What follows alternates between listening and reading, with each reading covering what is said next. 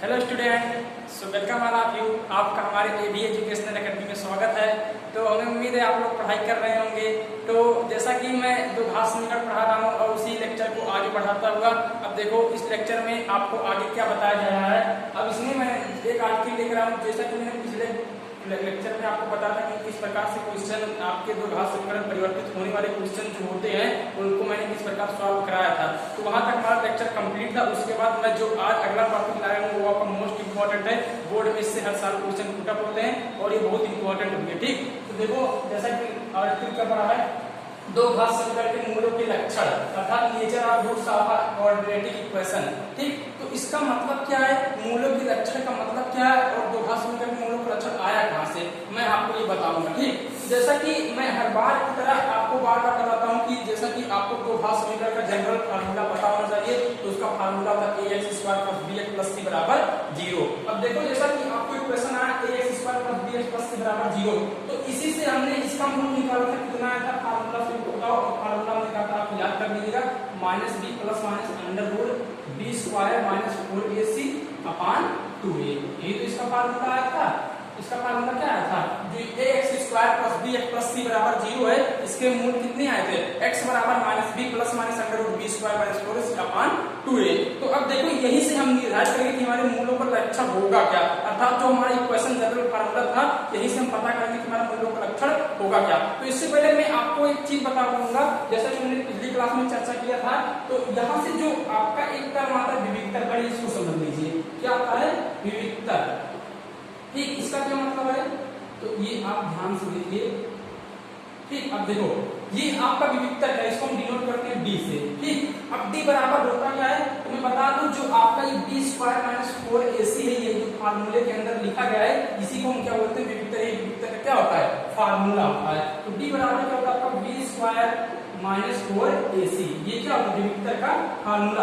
यही निर्धारित करता है कि मूलों का लक्षण है क्या। ठीक, क्यों, क्योंकि मैं जानता हूं कि अगर रूट में निगेटिव संख्याएं आ गई तो इसका मतलब क्या होगा, हमारा काल्पनिक हो जाएगा। क्योंकि हम जानते हैं काल्पनिक संख्याएं क्या होती है, जो रूट में निगेटिव में संख्याएं होती हैं वो हमारी क्या होती है काल्पनिक संख्या होती हैं। और अगर मान लीजिए 0 से बड़ा आ गया तो वास्तविक होगा। और मान लीजिए कंडीशन और बन सकता है, अगर d 0 होगा तब क्या होगा। तो इन्हीं सब बातों को लेकर मैं इस लेक्चर में चर्चा करने वाला हूँ। ठीक, अब देखो ये आपका क्या विविक्तर, तो आपको विविक्तर से परिचित हो गए। विविक्तर का फार्मूला क्या होता है b स्क्वायर माइनस 4ac, यहाँ तक समझ में। अब देखो इस बार मैं समझाता हूँ मूलों का लक्षण होता क्या। ठीक, अब देखो यहाँ से ये था विविक्तर का फार्मूला। अब देखो यहाँ से मैं बोलूँ ये आपका क्या पहला कंडीशन।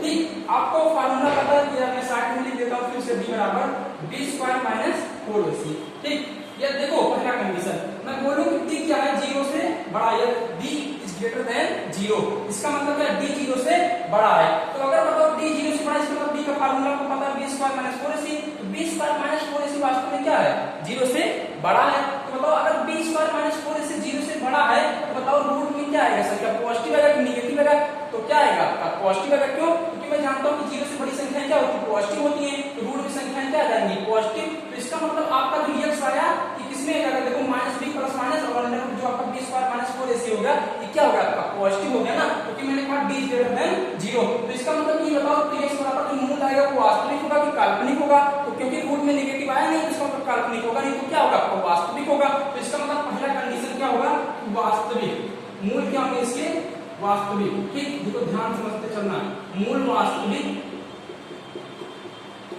और इसके बाद बताओ यदि आपका 0 से बड़ा है तो इसका मतलब 1 2 3 कोई संख्या आया होगा। तो यहाँ से मान लो x बराबर minus B plus minus under root, इसका मतलब मान लो प्लस 1 ही आया है और अपॉन 2a, वैसे मैं मान रहा हूँ ठीक प्लस 1 आया। ठीक, तो इसका मतलब ये बताओ ये आपका जो मूल है ये डिफरेंट है, दोनों मूल की समान है।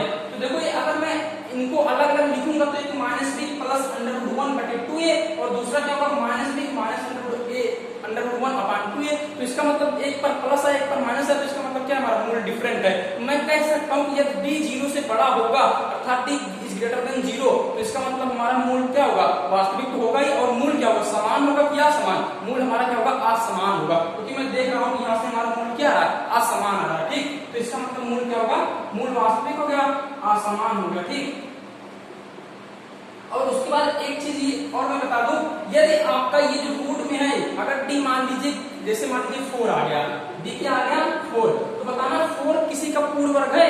तो 4 क्या है? 2 का पूर्ण वर्ग है। ठीक, मैं बोलूं 9 आ गया, 9 किसका पूर्ण वर्ग है? 3 का पूर्ण वर्ग है। मैं बोलूं 16 आ गया, तो 16 किसका पूर्ण वर्ग है? 4 का पूर्ण वर्ग है। तो इसका मतलब एक चीज समझ में आ रहा है कि अगर डी हमारा क्या आ जाए, कोई ऐसी संख्या आ जाए जिसका क्या कोई पूर्ण वर्ग हो, जैसे 4 हो गया, 9 हो गया, 16 हो गया, 25 हो गया, अगर ये सब संख्याएं आई तो ये क्या मतलब किसी न किसी संख्या की क्या है?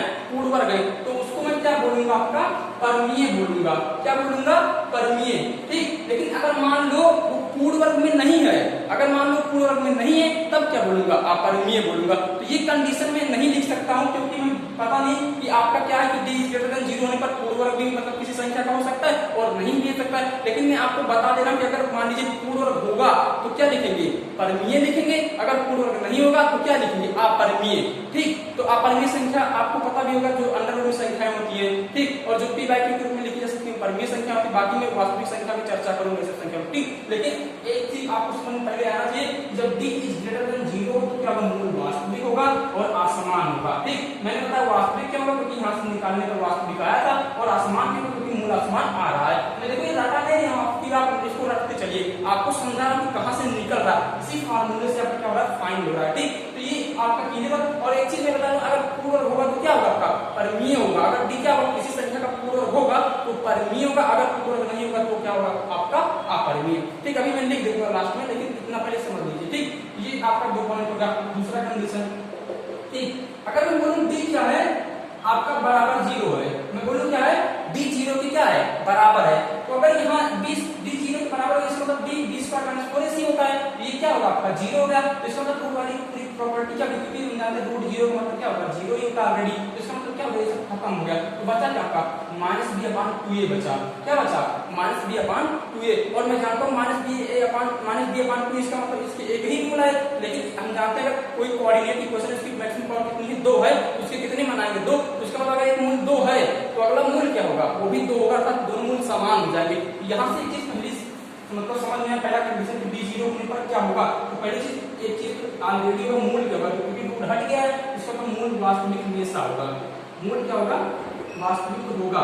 ठीक, लेकिन बताओ ये मूल समान होगा कि असमान होगा? तो आपको बता दूं ये -d/2 आया, और अगला क्या होगा? वो भी यही होगा -d/2, क्योंकि यहाँ पर प्लस माइनस का झंझट जो था वो कैंसिल हो चुका। क्योंकि प्लस माइनस कब लगेगा? जब आपका रूट जो संख्या है उसी के सामने आता है, वो है ही नहीं। तो इसका मतलब क्या? वो भी अगला मूल जो पहले था वही अब भी क्या होगा?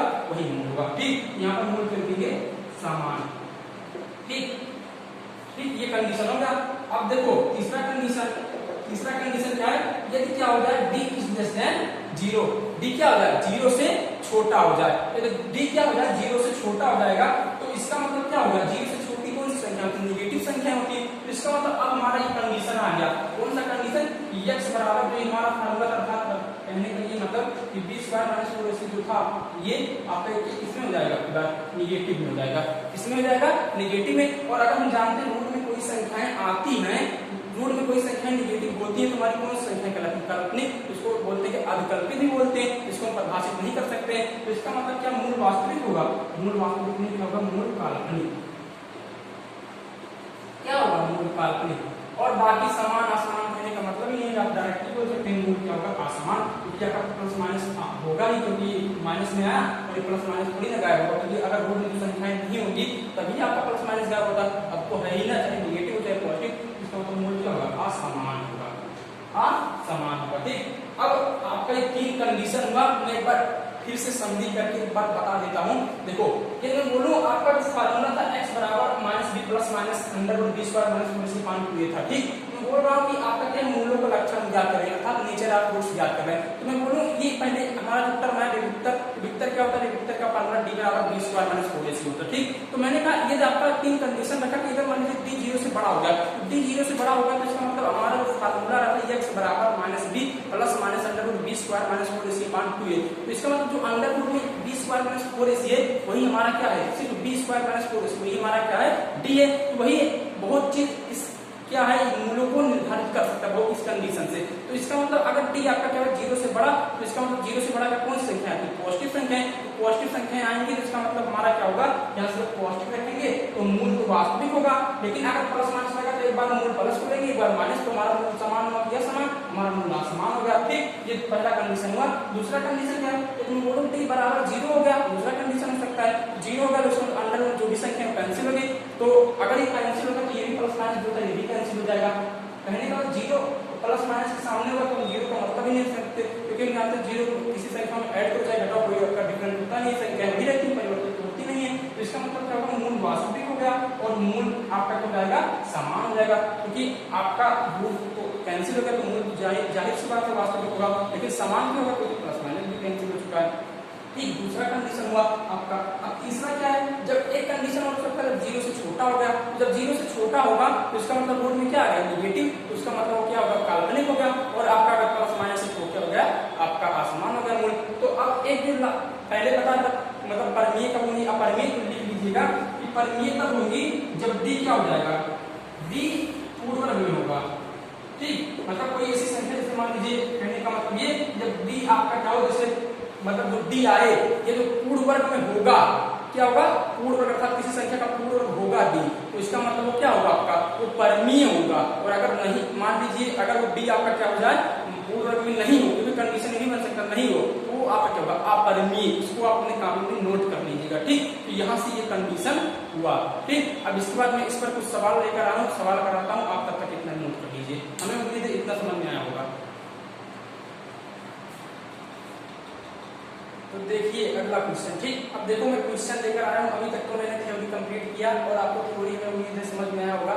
जैसा कि मैं 5 क्वेश्चन लिया हूँ और 5 क्वेश्चन अलग अलग तरीके से है, मतलब जो जितने भी अलग अलग प्रकार के थ्योरी थे सब अलग अलग प्रकार के क्या है क्वेश्चन है। ठीक, अब देखो इसके बाद क्वेश्चन नंबर फर्स्ट आपका क्या है, तो 5 क्वेश्चन कराता हूँ। क्वेश्चन नंबर फर्स्ट आपका क्या है, 2x² minus 4x plus 3 equal to 0। इसका हमें क्या फाइंड करना है, डी।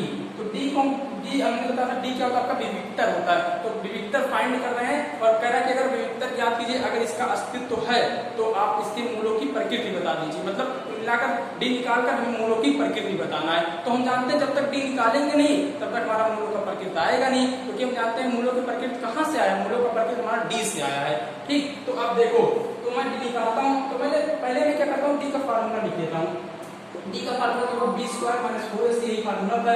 अब मैं क्या करूंगा, इस इक्वेशन को किससे तुलना करूंगा, आपका जो जनरल फार्मूला था ax² + bx + c बराबर 0 से, तो मैं उससे तुलना करूंगा। तो बताना इससे तुलना करना, तो लिखेंगे क्या, इसको फार्मूला साइड में लिख देते हैं। d बराबर क्या होता है इसका, b² - 4ac फार्मूला था। ठीक, मैं लिखूंगा ax² + bx + c बराबर 0 से तुलना करने पर। ठीक, क्या करेंगे, तुलना करने पर। ठीक, तो अब देखो a बराबर कितना है आपका, a बराबर 2 है, d बराबर -4 है चिन्ह के साथ, और c बराबर आपका 3 है। ठीक, अब देखो d निकालो, तो d बराबर फार्मूला b² - 4ac। अब फार्मूले पता है b का मान -4 का होल स्क्वायर, -4 × a के स्थान पर 2 × c के स्थान पर 3, तो -4 का स्क्वायर कितना हो जाएगा, 16 हो जाएगा, और -4 × 8 = 24 हो गया। ठीक, अब देखो ये किसमें आएगा, तो आपका कितना होगा, ये -8 आ गया, d बराबर -8। हमको ये बताओ d किसमें आया, आपका निगेटिव में आया ना। अब देखो एक बार देखो कैलकुलेशन सही है, a बराबर कितना आ गया 2, b बराबर -4 और c बराबर 3।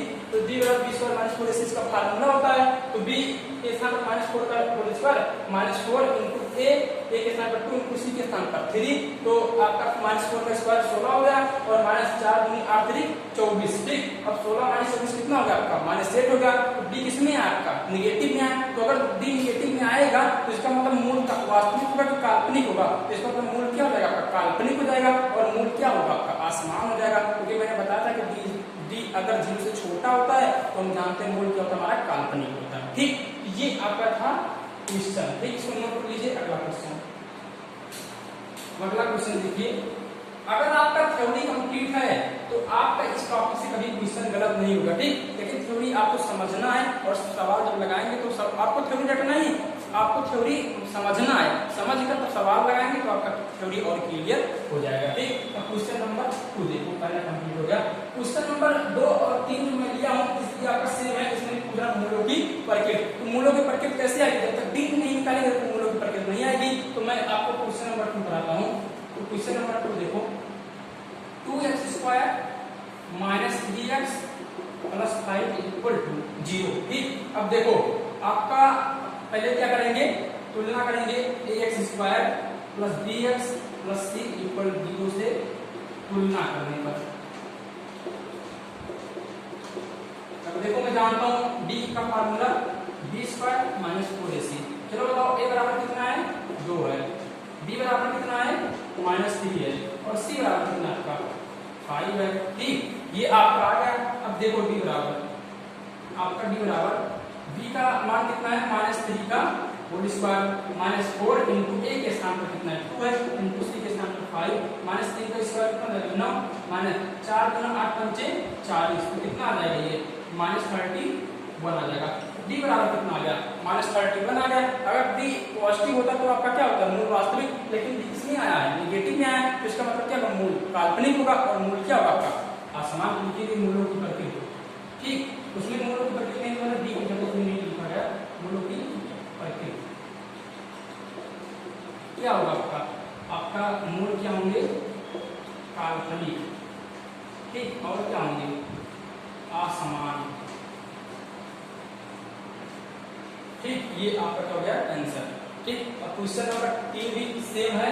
क्वेश्चन हमें उम्मीद है आप क्वेश्चन नंबर 3 करेंगे, और आपके लिए क्या है, होमवर्क भी है। ठीक, और आप हमें आंसर बताइएगा कमेंट बॉक्स में। ठीक, अब क्वेश्चन नंबर 4 और 5 अच्छा क्वेश्चन है, इस प्रकार से क्वेश्चन पूछे भी जाते हैं, उसको मैं करा दे रहा हूँ, इसको नोट कर लीजिए। अब देखो अगला क्वेश्चन, तो देखो अगला क्वेश्चन क्या है, क्वेश्चन नंबर 4। इस प्रकार से क्वेश्चन बहुत पूछे जाते हैं और आपके आते भी हैं। ठीक, तो ध्यान दीजिएगा, इस प्रकार के क्वेश्चन आपसे पूछे जाते हैं और आपको इंपॉर्टेंट करके लगाना भी है, मतलब ये क्वेश्चन इंपॉर्टेंट में लगा दे रहा हूँ। 2x square plus kx plus 3 equal to 0। ठीक, इसमें क्या है क्वेश्चन, इसको इंपॉर्टेंट की दृष्टि से समझिएगा, क्योंकि इतना क्वेश्चन छोटे तो हैं क्वेश्चन, लेकिन आपसे पूछे भी जाते हैं। ठीक, देखो मैं कह रहा हूँ कि इसमें मैंने क्वेश्चन कह रहा है, ये d 0 है, d क्या है आपका, दोनों क्वेश्चन में d क्या है, 0 है, तो हमको किसका मान बताना है, k का मान। तो बताओ ये d 0 है, d 0 का मतलब हमको बताओ क्या होगा, d 0 तो मैं लिख दिया हूँ, लेकिन वास्तव में सवाल और कुछ कह रहा है, मैं अपनी तरफ से लिख दिया हूँ। वास्तव में सवाल कह रहा है यदि क्वेश्चन के मूल क्या हो, समान हो, तो हमें k का मान बता दीजिए। तो मुझे पता है मूल कब समान होते हैं, मैं जानता हूँ मूल तब समान होते हैं जब d हमारा क्या होता है, 0 होता है। मूल तब समान होते हैं जब d हमारा क्या होता है, 0। ठीक, क्योंकि मैं जानता हूँ कि फार्मूले में x बराबर फार्मूला हमारा होता है, मैं बार बार बता रहा हूँ, minus b plus minus under root b square minus 4ac upon 2a। तो मैं जब यहाँ पर आपका d 0 होगा तो इसका मतलब ये पोर्शन पूरा क्या होगा, गायब, तो माइनस डिवाइड बाय 2 ये बचा। मूल क्या होगा, समान, मूल समान है तो इसका मतलब d क्या हो जाएगा, 0। तो d 0 अर्थात d का फार्मूला रखो, फार्मूला इसका होता है b स्क्वायर माइनस 4ac अपान b स्क्वायर माइनस 4ac। ठीक, बराबर 0। तो b स्क्वायर बराबर क्या हो जाएगा आपका, 4ac हो जाएगा। ठीक, अब बताओ यहाँ से तुलना करेंगे, तो b का मान यहाँ से बता दो k है। अब बात आप तुलना a स्क्वायर प्लस c बराबर 0 मैं नहीं कर रहा हूँ, आप लोग लेकिन हमेशा करिएगा। ठीक, तो b बराबर क्या है, k है, a बराबर 2 और c बराबर 3 है। ठीक, तो रख दो, तो b बराबर k का होल स्क्वायर 4 इंटू a का मान कितना है, 2 और c का मान 3, तो k स्क्वायर बराबर 4 गुना 8 3 24, तो k बराबर कितना आ जाएगा, प्लस माइनस अंडर रूट 24, और अंडर रूट 24 का मतलब क्या होता है, k बराबर कितना रहेगा, प्लस माइनस 2 रूट 6 आ जाएगा। कितना आ जाएगा, प्लस माइनस 2 रूट 6। ये क्या आ गया, k का मान आ गया। ठीक, तो ये क्वेश्चन नोट कर लीजिए, क्वेश्चन अच्छा था, मैं फिर से बता दूं, वास्तव में सवाल करा था यदि इस समीकरण के दो घात समीकरण के क्या है, मूल समान है, तो हमको क्या बता दीजिए, k का मान। तो मैंने सोचा अगर मूल समान है तो कौन सा कॉन्सेप्ट लगेगा, कैसे k का मान निकालूंगा। तो आपके दिमाग में कि मूल समान होने पर हमारा क्या होगा, मूल समान होने पर हमारा d क्या होगा, 0 हो जाएगा। तो वहां से d बराबर क्या लगाऊंगा, b स्क्वायर माइनस 4ac बराबर 0 हो गया। तो वहां से तुलना करके b a c का मान निकाल कर रखूंगा, तो वहां से मान क्या हो जाएगा, k का मान आइन हो जाएगा। ठीक, नोट कर लीजिए। अगला क्वेश्चन फिर करा दे रहा हूं, अगला क्वेश्चन भी अच्छा है। ठीक, अब देखो ये क्वेश्चन इजी है, लेकिन नोट इंपॉर्टेंट की दृष्टि से समझिएगा। क्वेश्चन नंबर 5, क्वेश्चन नंबर 5 पर क्या कह रहा है, kx x minus 2 plus 6 equal to 0। ठीक, आपका क्या कह रहा है kx x minus 2 plus 6 equal to 0। अब देखो, अभी आपका जो इक्वेशन दिया है ये दो घात समीकरण के रूप में है नहीं, सवाल कर रहा है कि मूल समान है तो k का मान बताइए। अब यहाँ से क्या करेंगे, पहले इसको दो घात समीकरण के रूप में बनाएंगे तो वहां से तुलना करेंगे। ठीक, पहले क्या करते हैं, इसको दो घात समीकरण के फॉर्म बनाएंगे तो kx से गुणा करा दो, क्या हो जाएगा kx स्क्वायर हो जाएगा माइनस 2kx हो जाएगा, क्या हो जाएगा minus 2kx plus 6 equal to 0 हो गया। ठीक, अब क्या करेंगे, हम जानते हैं अगर मूल समान होता तो b हमारा क्या होता 0, उसी की सहायता से हम निकालेंगे। तो यहाँ से तुलना करेंगे ax square plus bx plus c बराबर 0 से। मैं जानता हूँ a बराबर कितना है इसका, k है, मैं जानता हूँ b बराबर कितना है इसका माइनस 2k है, और मैं जानता हूँ c बराबर कितना है, c है। बताना फॉर्मूला b बराबर 0 b स्क्वायर माइनस 4ac बराबर 0। ठीक, तो b का मान माइनस 2k का होल स्क्वायर, ठीक, माइनस 4 इंटू ए के स्थान पर k इंटू आपका c के स्थान पर कितना है 6 है इक्वल टू 0। तो इसका स्क्वायर करेंगे तो क्या हो जाएगा 4k स्क्वायर, ठीक, minus 6 Chowk 24k equal to 0। अब इसमें क्या कॉमन है, 4 के कॉमन है तो 4 के कॉमन ले लेंगे तो बचा क्या k माइनस 6 बचा इक्वल टू 0। तो अब देखो दो संख्या गुणनफल 0 के बराबर है, इसका मतलब k बराबर कितना आ जाएगा 0 आ जाएगा और एक k बराबर कितना आ जाएगा 6 आ जाएगा। ठीक, तो हम अगर k बराबर 0 रखेंगे और k बराबर 6 रखेंगे तो हमारा क्या होगा संतुष्ट करेगा, ऐसी बात नहीं। ठीक, तो इसका मतलब ये हमारा क्या k का मतलब आपका मूल समान होने पर हमारा क्या है k का मान फाइंड हो गया। तो हमें उम्मीद है यहाँ तक आपको समझ में आया होगा, आप लोग पढ़ाई करते रहें और आपको कोई प्रॉब्लम होगा तो हमें कमेंट बॉक्स में बताइएगा। All the very best.